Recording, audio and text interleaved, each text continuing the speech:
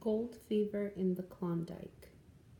When gold was discovered in California, thousands of people packed up everything they owned and rushed to the West.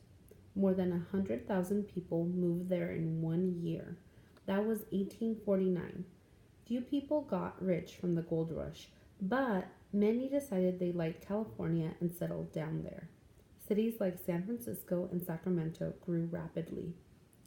A lonely area of Canada had a gold rush too, but the results were quite different. In 1897, about 70 passengers arrived by boat in Seattle, Washington. They had come from a rough, remote area near the Klondike River in Canada. They had traveled overland to Alaska and then by boat to Seattle. They brought about 2,000 pounds of gold as baggage. People quickly bought every ticket for boats going back to Alaska. About 100,000 people set out for the gold fields in 1897. Even the mayor of Seattle resigned from his job to try his luck. But getting to the Klondike area wasn't easy. Most people took an international route through Canada into Alaska. A few people paid a lot of money to sail all the way, but the rivers froze and they could not go on. Some sailed to Alaska and then rode horses or hiked through dangerous mountain passes. Many did not survive. The miners who made it through the mountains still faced a few hundred miles of hiking or boating upriver. Fewer than 30,000 prospectors actually got to the gold fields. They arrived 2 years after the first gold was discovered. Most of the land was now owned by the earliest miners. These Klondike kings had already gotten rich from the gold. Now they offered jobs at low pay. But life in the Klondike was hard. Many of the new miners died in the sub-zero temperatures or soon returned home. Only about 300 people got rich from Klondike gold. Many of the new miners moved on when gold was discovered near Nome, Alaska. The Klondike Gold Rush helped Seattle grow into an important port city. But unlike what happened in California, few of the towns in Alaska that served the miners lasted.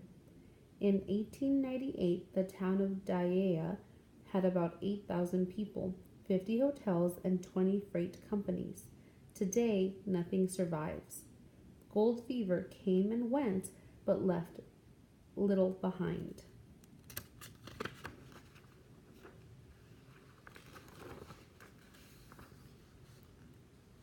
1849, California Gold Rush begins.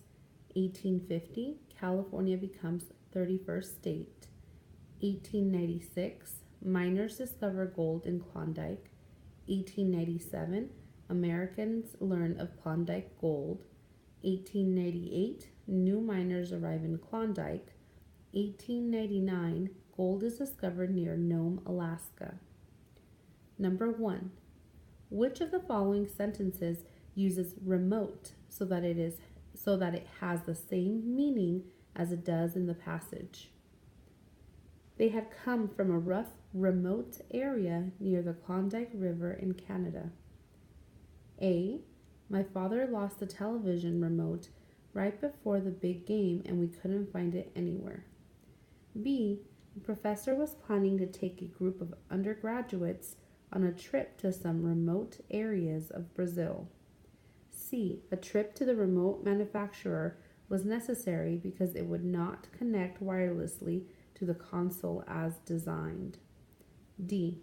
The challenge was not remotely as difficult as having to walk 13 untrained dogs simultaneously. Number 2. Question. Underline the sentence that best demonstrates the main idea of the paragraph. But getting to Klondike area wasn't easy. Most people took international route through Canada into Alaska. A few people paid a lot of money to sail all the way, but the rivers froze and they could not go on. Some sailed to Alaska and then rode horses or hiked through dangerous mountain passes. Many did not survive. The miners who made it through the mountains still faced a few hundred miles of hiking or boating upriver. Number 3. Select the details that best support the conclusion that the discovery of gold can quickly change an area. A. People quickly bought every ticket for boats going back to Alaska. B. Even the mayor of Seattle resigned from his job to try his luck. C. Fewer than 30,000 prospectors actually got to the gold fields. D. The Klondike Gold Rush helped Seattle grow into an important port city. E. But unlike what happened in California, few of the towns in Alaska that served the miners lasted. Cities like San Francisco and Sacramento grew rapidly. F. Number 4. Which sentence best supports the conclusion that life in Klondike was hard? Choose 2. A. Fewer than 30,000 prospectors actually got to the gold fields. B. They arrived 2 years after the first gold was discovered. C. Most of the land was now owned by the earliest miners.